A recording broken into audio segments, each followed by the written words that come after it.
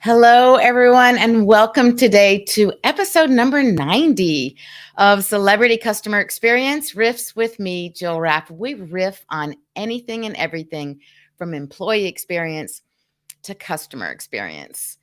Of course, that's our brand, EX to CX, because we really believe that customer experience happens as a result of the employee experience, and that could be good or bad. So I want to thank you first for joining us today, investing your time, the most precious asset there is, one that we don't get back. And thank you for spending this time with me. And my amazing guest today is really going to be a fun one. So thank you for joining. And I want to, before I bring him on, encourage you to share this invite, this link with others that you think might benefit from this interesting connection of EX and CX to the world of soccer or football, if you're in pretty much anywhere else, other part of the world. So feel free to share it right now, or if you're watching the replay, thank you. Comment, tag us, feel free to share even afterwards. This will live on and provide a lot of value to others. So thank you for that. So without further ado, I'd like to bring on my guest today, Gregorio Uglioni. Thank you so much for joining. Jill, thank you very much. It's really a great pleasure to be here. And as now I know that you speak Italian, buongiorno, or if you are somewhere else, buonasera. It's really a great pleasure to be here. Ah, è vero, è già la notte dove tu adesso è in Zurich. Yes, I am in Zurich. Zurigo. It's 7 p.m., but I am full of energy for this great discussion together with you. Yes, thank you. Always, I love the Italian energy, the Italian spirit, and it's really, we had such a fun conversation. I'm excited to bring that forward to others to share. So a little bit of background. Gregorio is a specialist in business transformation, innovation, and customer experience. He's the CX Goalkeeper, and you'll learn why that is, and the head of business transformation at the Cantonal Hospital of Winterthur in Switzerland. Did I pronounce that correctly? With strong leadership skills, Gregorio has successfully led several transformation programs, achieving great results, creating a positive customer impact while relentlessly nurturing a positive, innovative culture. That is so important. His cross-industry engagement for the development of customer experience science, for example, like with his podcast, The CX Goalkeeper, as a judge at several international events and co-author of global bestseller Customer Experience #3. And in his deep knowledge, which has allowed him to be recognized in customer experience community. He's one of the few CCXPs in Switzerland and the world's first certified ACXS Plus. Gregorio holds 2 masters from the University of Zurich. Very impressive. In short, he describes himself as the CX Goalkeeper, jumping from reading and listening to insights all about watching what's going on in CX and following soccer or football. He says, however, his real battery charger, I love this, is his family. He speaks a lot about his family because of his love for spending time with his family, being at home in the Swiss mountains. How jealous are we all? And at the lunch and dinner table amongst those mountains. So, oh, wow. Just putting myself there right now vicariously. So fantastic. Thank you so much. So today's topic, we decided to call Scoring Some CX and EX Goals Together. So we're going to jump into that, but I always think it's interesting because I have so many different interesting guests to learn a little bit about who they are, where they come from. What's your backstory that brought you to doing what you're doing? Thank you very much, Jill. A great introduction. And as you are saying, I think this is really time well invested having the opportunity to talk with you, but also watching all the videos that you are doing in your outstanding series that you are doing.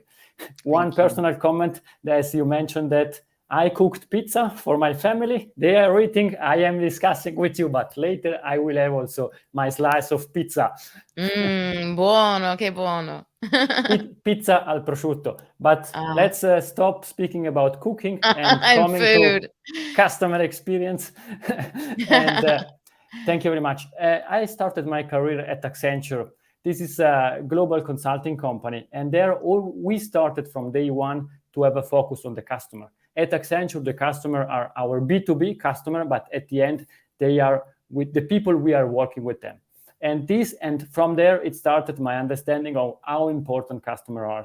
The same point of view, it was exactly the same when I moved to a credit card issuer in Switzerland, one of the biggest, and I worked also in the department operations. Operations is the department that has direct contact to the customers. It means I was there together with contact center people, contact center employees that were listening, calling, and discussing with people. And for me, it was really interesting to understand really what they are doing. You know, it's always easy. Young men coming from Accenture, creating the best possible strategy with the C-suite and so on. And then I spoke with the contact center manager, and he told me, you come with me, come downstairs, and I show you something. And for me, it opened up a completely new world. And it was really outstanding to have the opportunity to sit next to a contact center agent and listening to what customer were discussing. In the C-suite, everybody spoke about big digitalization initiative. We need this technology, we need this and that. But the real customer issues, the real customer needs is, I need to change my address. Where is my parcel? I bought it 2 weeks ago and I don't have it and I need it. And therefore, working there and driving the transformation of this department from a cost center into a value-generating, customer-centric engine, it was really one of the most important gifts that I received during my career. And now I moved to an hospital and I am doing exactly the same. The focus is a customer-centric transformation where we want to transform the hospital into customer centricity. And customer, it's not only about patient experience, but it's also about employee experience. And I think this is also important, reading that you are really focused on the employees. Employees are the ones that are delivering the experiences.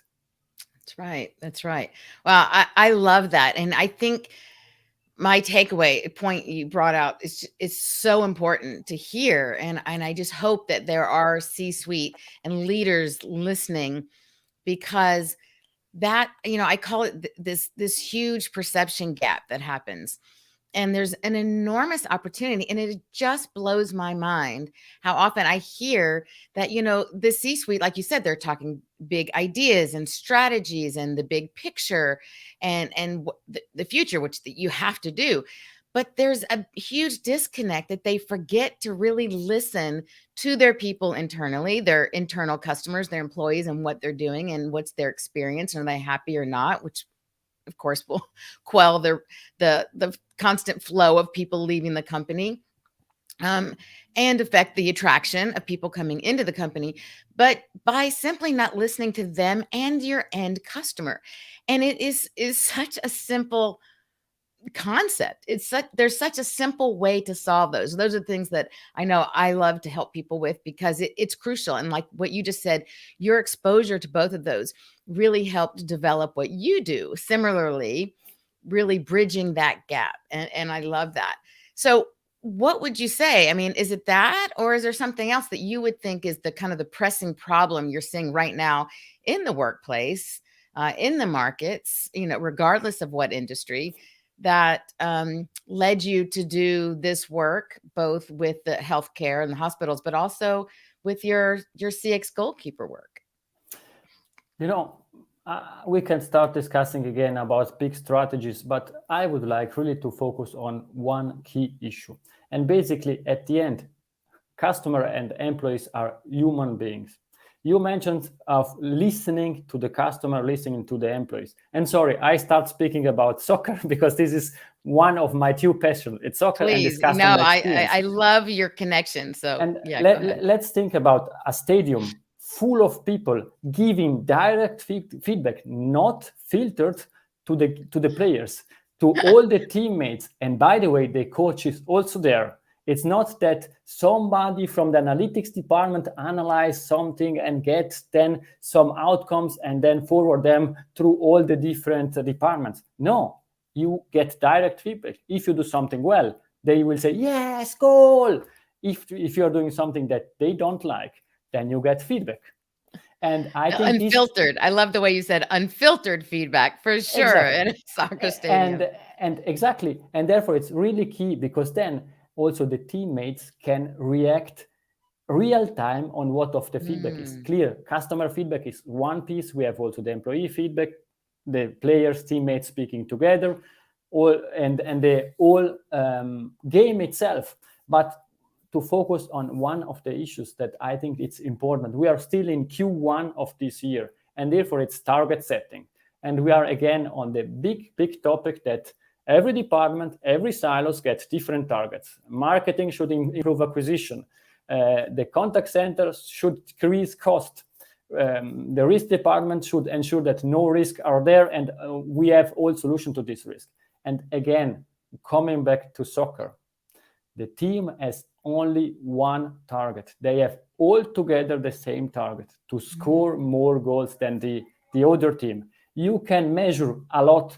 It's important to understand all the metrics, but at the end, it's really key that companies, business define what is their end goal, and all the departments, all the employees knows what is our end goal.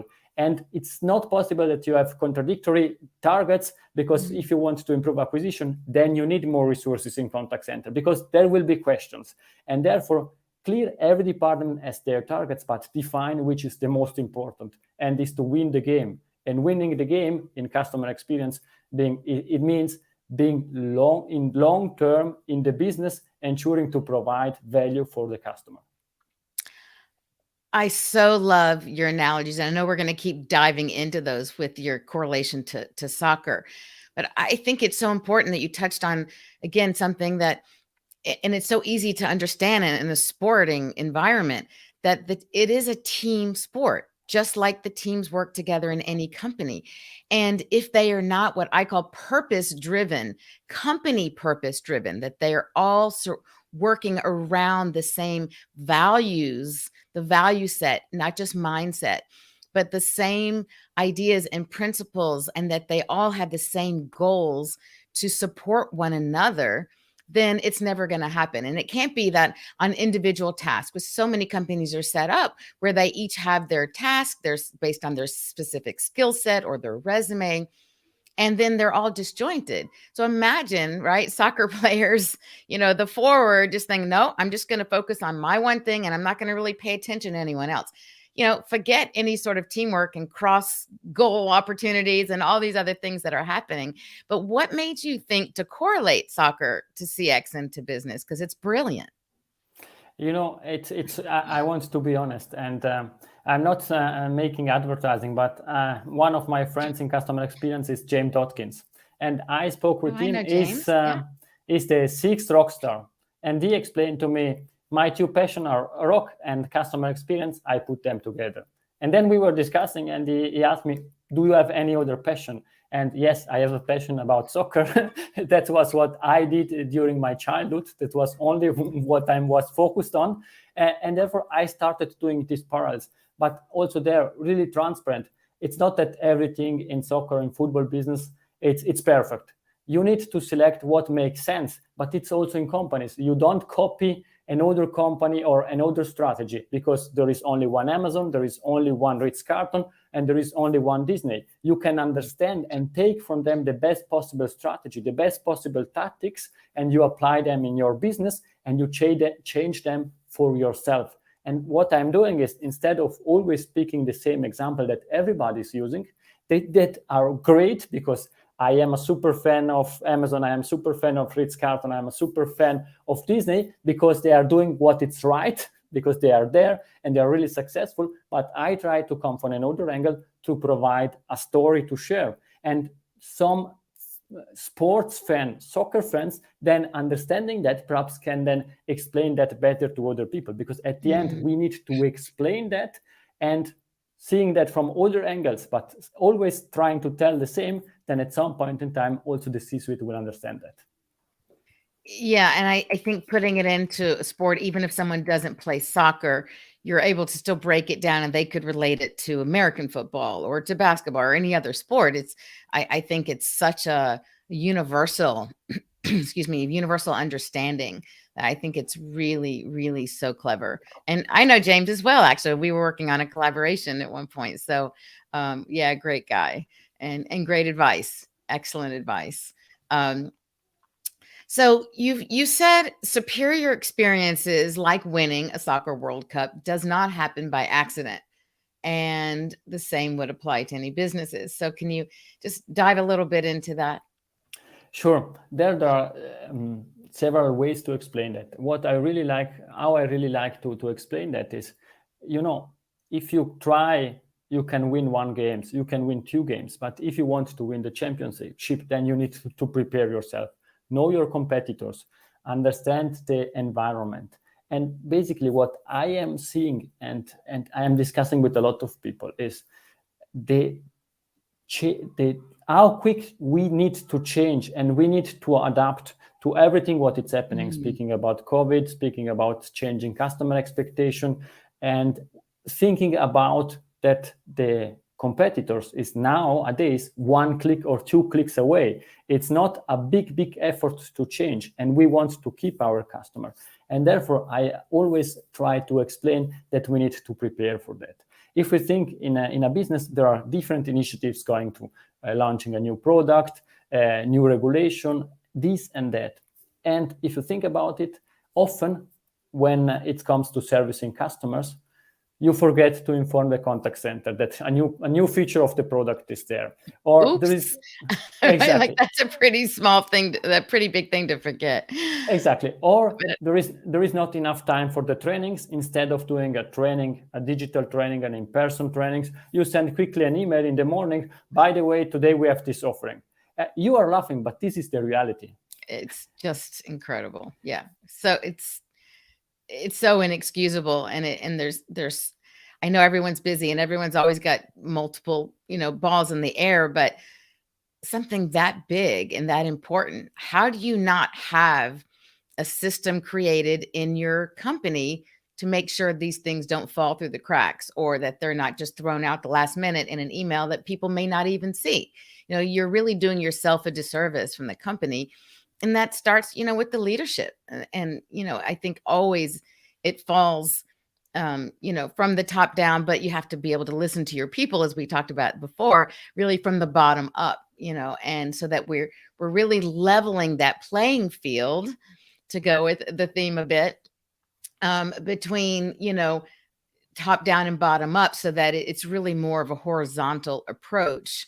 I think that's really important what you're saying. 100%. Exactly. Making the last example, there is often the issue, we have a technology, it's out of life, out of support, because we forgot that, and then it's not working, and then you need to run and to try to fix it as quick as possible. And therefore I am saying, like in soccer, like in football, that the team trains during the whole week to prepare for the game. Also companies should train, should prepare that. And there, as you are saying, alignment, understanding, creating new tactics, speaking together, creating these alliances and this discussion, that you have a clear overview what is happening and what we need to do to run the business and to change the business at the same time.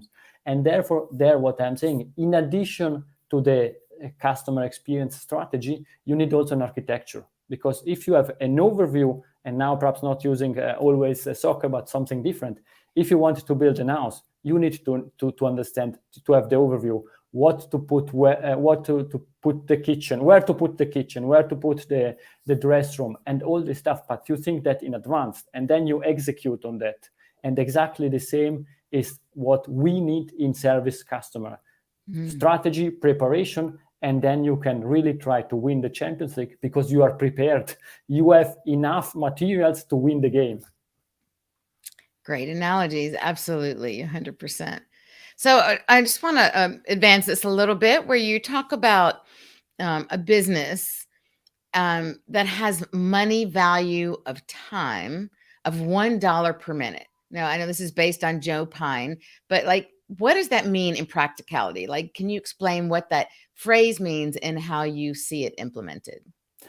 For me, it's there is quite a lot of people that are skeptical if I am using this analogy with football and with soccer, and therefore I prepared also for the people that likes more data and facts, and reading. And I think quite a lot of people read this book is Joe Pine and Jay Gilmore, that they wrote the Experience Economy, and they are sharing this idea of the money value of time.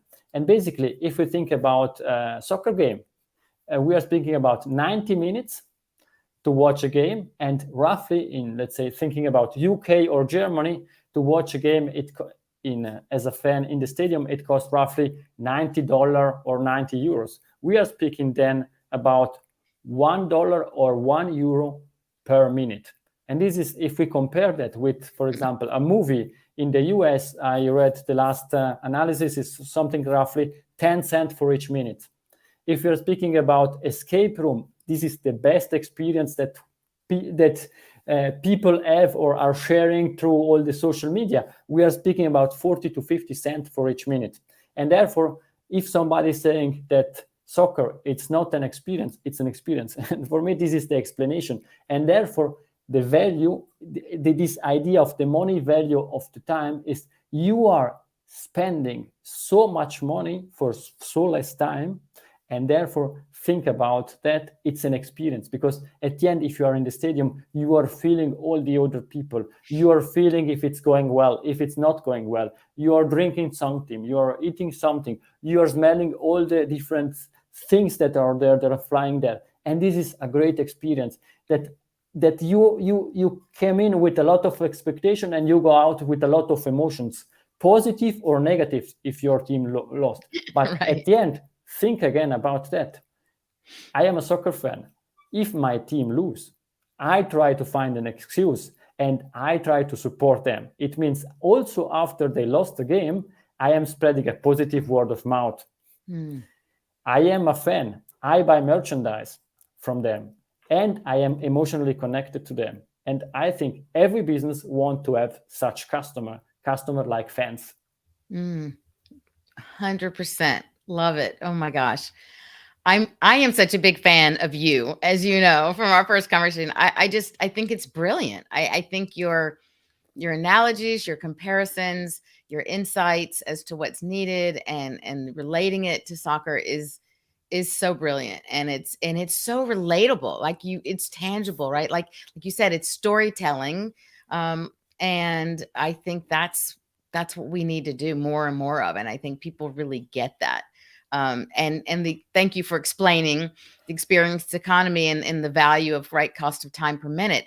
It's huge, and sometimes it doesn't even the time could be shortened if the impact is large, if that emotional connection is made. And you touched on that, right? Like you feel the emotion of the game. In fact, ironically, here in Austin, we now have our own football team, and they had like a pre-game warm-up game or whatever, and a friend sent me a couple videos from the game of things going on there, and he said there's so much energy here, and I was able to experience it not even being there, just seeing that. And he described exactly what you're talking about, is that energy, that feeling, that excitement. And they were eating and drinking, and there was a video of up on the jumbotron of some guy there dancing and just doing his own thing. You see all kinds of people and the spirit and energy and inhibitions, and you just live through them and through the excitement of the players. And I loved and the unfiltered feedback. There's definitely a lot of room there for entertainment, let's just say. Something we may not say, but you're thinking. So and that falls true with your customers, right? There are many customers who feel that, disappointed or disengaged and not coming back, and no one responds to them, whatever, something negative. But most people will not complain. In fact, 96% of customers who are unhappy will just take their business somewhere else and never complain.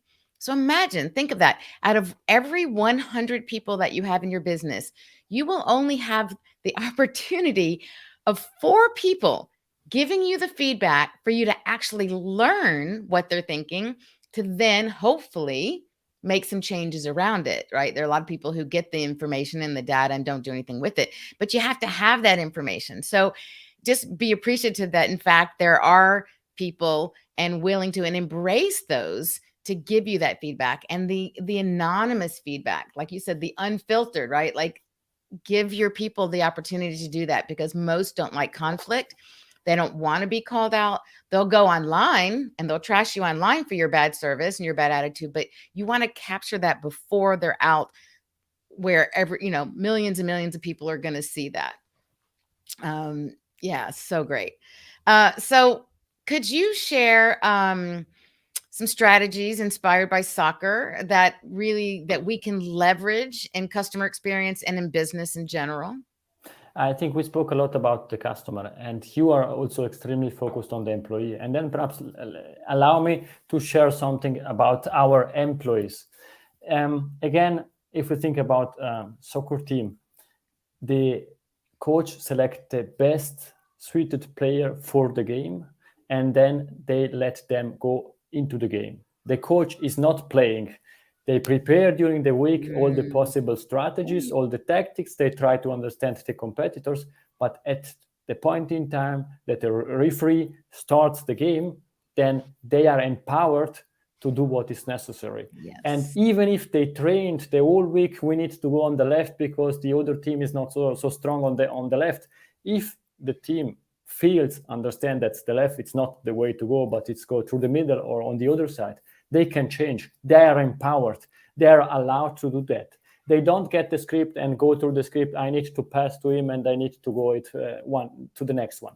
And therefore, I think this empowerment to give to the employees, the people that we hired, and therefore we trust because we hired them, to empower them to make the difference, because at the end, only human beings can make the difference. Technology is there to support people, but not to make the difference. And also giving them the opportunity for improvisation. Okay, now they are coming on this side, let's go on the other side. And I think this really, really helps. And also on the pitch, nobody is the boss. They are all at the same level. They have all the same target. They trust themselves, and they are not asking, oh, did you perform this task because I need to check that you did that? No, they trust them. If I give the ball to you, Jill, I know that you are doing the best possible next move, the next best action in our language to achieve our targets. And I think this is also a great, great opportunity that we could and should leverage. Huge. Oh my gosh. Thank you. Yes. Bringing it into my ball game, which I absolutely, of course, love everything you've just said, and touches in on my E3 plus one. I've actually added one, E3 plus one formula, which is, like you just said, like, you've trusted them. They're out there. They're all in equal standing. They know at that point what to do. But how did they get there? They got there by, my first E is educate, by really educating them on what is the purpose of us as a team, as an organization. What are our common goals around all that, right? And not just train them. Training comes after, but first you have to really educate them on what those values are, to get that level set of us all being on the same playing field. And then, of course, engagement. That's where you're training. That's where you're bringing people in to make leaders at every level, giving everyone opportunity to have that leadership and to recognize that let's do this together. Let's feel it's that activity together, right? And then, of course, that leads to exactly what you're saying, is the third E for that is to entrust. That you have to trust each other, and you've prepared them so that you can have them be empowered, so that you can trust that they're going to pick up the ball and run with it to the next move. And that applies across business and sports and everything. And you're right. And the last E that I've just recently added in is empathy, because I think at the end of the day, kind of coming full circle where we started, you talked about we're all people, right? I say we're people and people are people first, and we're customers second. And we're all people. We all want to know that we are heard, that people recognize sometimes we're not at our best. There are things that happen, and just really have that compassion, that kindness for each other. And so I think are so right. I love it. And I see we have some comments here. Robbie, nice to see you. It's been a while. Great for you to join us. Thank you. So Robbie Hanson's first comment is human beings make the difference.